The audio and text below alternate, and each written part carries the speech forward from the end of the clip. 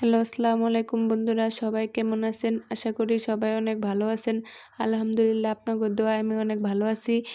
2-3 দিন ধরে অনেক বৃষ্টি পড়তেছিল, তাই বাজারে যাইতে পারি নাই। আজকে একটু বৃষ্টিটা কম ছিল, তাই বাজারে গেছিলাম। বাজারে যাইয়া কি নিয়ে আসলাম আপনাদের মাঝে শেয়ার করতেছি। 2 লিটার সয়াবিন তেল নিয়ে আসলাম। বাজার থেকে নিয়ে আসলাম বড় একটা তরমুজ।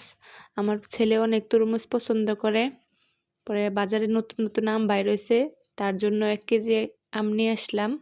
সাথে নিয়ে আসলাম টমেটো।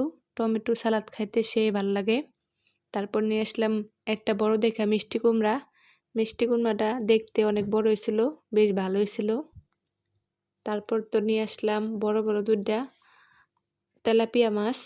2টা মাছ নিয়ে এসেছিলাম তেলাপিয়া মাছ। 2টা বের করতে আমার অনেক কষ্ট ছিল, তারপরেও কি করার, একটা বের করলাম। তার কিছুক্ষণ পরে আবার আরেকটা বের করলাম। তারপরে বাজারে বড় সাইজের একটা, বাজারের সবচেয়ে বড় একটা সিলভার মাছ দেখছিলাম। মাছটা দেখে আমার অনেক পছন্দ হয়ে যায়।